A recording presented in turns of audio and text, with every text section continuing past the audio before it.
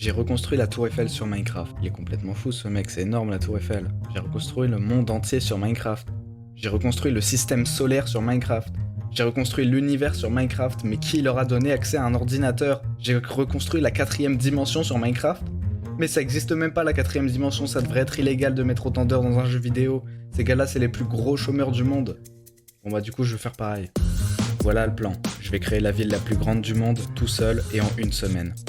Et j'ai ni le temps ni le talent pour faire ça. Du coup, on va utiliser ce truc-là. Un structure block qui me permet de sélectionner une zone et de la répéter autant de fois et aussi loin que je veux.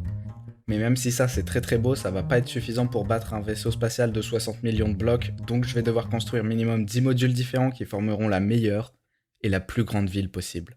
Pour commencer, j'ai choisi le style de ma ville, et quand je dis choisi, j'ai mélangé plein de trucs que je trouvais cool. Par exemple du médiéval, du steampunk, du dark fantasy, du moderne et du cyberpunk. Dans le premier module, j'ai créé un boulevard marchand médiéval avec une tour sombre, un petit fleuriste sympa et un intérieur complet.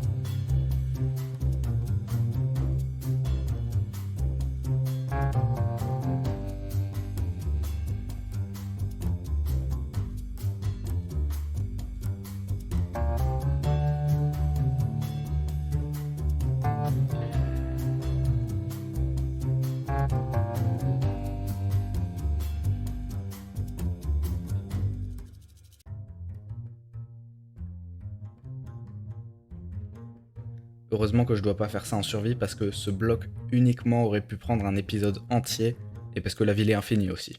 Ce premier module m'a pris à peu près 3 heures, donc selon mes calculs, j'aurais même fini avant la deadline. Pour mon second build, j'ai décidé de construire une mini forteresse.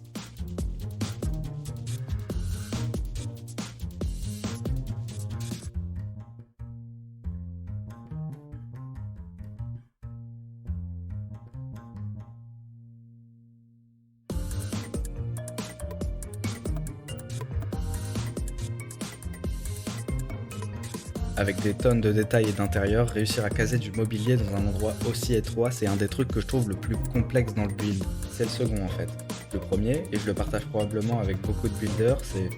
Non en fait, je vais pas vous le dire. Je vais vous montrer parce que je vais avoir l'occasion de m'y exercer sur le tout dernier plot. Mais avant ça, j'ai décidé d'aller me coucher et de continuer demain. Pour le troisième plot, et c'était un build que j'avais en tête depuis un moment, j'ai construit un cube qui produirait de l'énergie pour toute la ville. Je suis pas très bon en cyberpunk, donc c'est tout ce que vous aurez dans le style.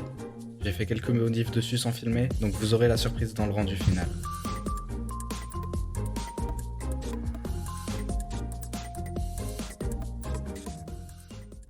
Ensuite, j'ai décidé de construire le build qui est devenu mon préféré. J'ai nommé les favelas. C'est parti d'un tas de cubes un peu crasseux à un tas de cubes avec énormément de drip. C'est aussi dedans que l'on retrouve le logement le plus grand de la ville, paradoxalement avec son emplacement.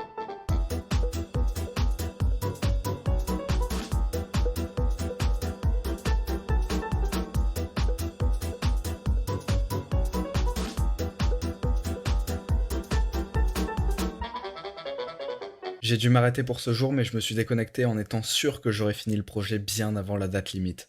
Et avec cette allure, je pourrais même doubler le nombre de bâtiments à construire. Surtout qu'avec le nombre d'idées que j'avais, c'était largement possible. Alors pour ma défense, il y avait une update vraiment cool sur Creature of Sonaria et je suis allé faire la braderie de l'île. Et après ça a été la rentrée. Enfin bref, j'ai un peu moins de 2 jours pour remplir tout ça.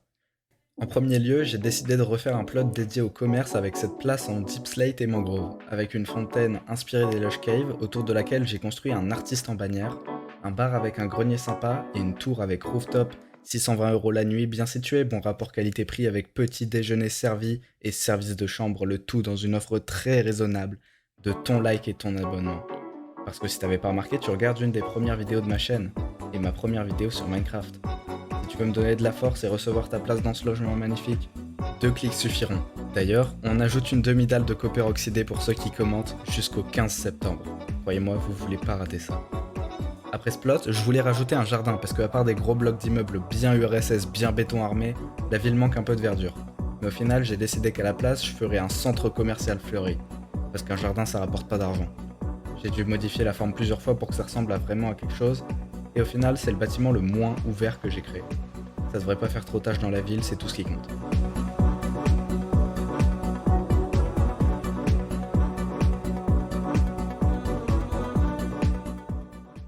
Toujours dans le grind, j'ai décidé pour le 7ème module de créer une cité surélevée se faisant attaquer par du noir je suis pas raciste avec des ponts pour relier les tours et des endroits assez sympas pour passer la nuit en hauteur.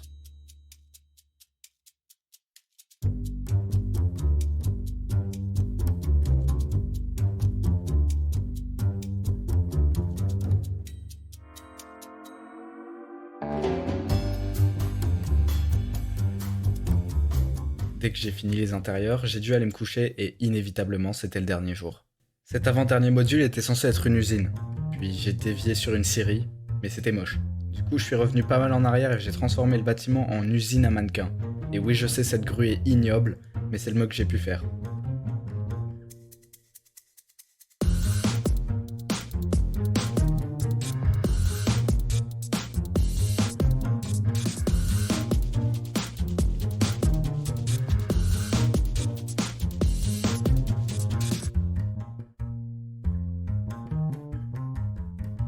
Au final, j'ai réussi à rattraper plutôt pas mal et on est enfin sur le dernier module. Tout ce que j'avais écrit pour ce dernier build, c'était Titan ou Monstre. Bon, du coup, j'ai décidé de construire mon chat, Rookie. Le seul problème, c'est que si la construction de la forteresse était difficile à cause de l'optimisation nécessaire, le truc que je sais le moins bien faire, ça reste l'organique. Et en effet, ça a été le build le plus dur que j'ai fait depuis le début. Je suis même pas sûr qu'il reste un seul bloc de la forme originale, mais pour une première tentative, je vais m'en contenter. Au final, on dirait plus un lapin hamster super goofy, mais j'ai fait ce que j'ai pu. Sur ce, je peux enfin barrer la dernière construction. Ou pas. Bah oui, 3 x 3 ça fait 9, il manque un build, mais la grille est pleine. Seulement, on a regardé à gauche, à droite, mais on n'a pas regardé en l'air. Du coup, je vais faire des tonnes de trucs volants pour que l'espace aérien de la ville soit aussi occupé que le sol. En premier lieu, je voulais faire un bateau volant, mais au final, j'ai décidé que des jambes, ça lui irait mieux. Et je sais pas si c'était la bonne solution, mais c'était la seule solution. Ensuite, j'ai rajouté des ballons au Titan et une montgolfière au district commercial.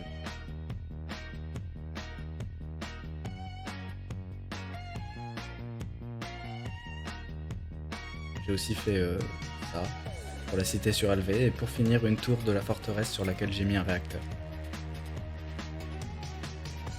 Et avec ça, j'ai enfin fini de construire les modules, et avec seulement quelques heures restantes, je vais enfin pouvoir créer la plus grande ville de tout Minecraft.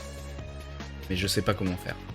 Bon, j'ai fait quelques recherches, mais ça va être un peu compliqué, donc je pense le faire à la main, avec une technique super high-tech. J'ai créé une suite de nombres de 1 à 9, puis à l'aide d'un structure block, j'ai enregistré tous les modules et je les ai assignés à des nombres, pour pouvoir ensuite les load selon la suite que j'avais générée dans chaque chunk, sur une ligne droite jusqu'à la limite de ma render distance. Et voilà.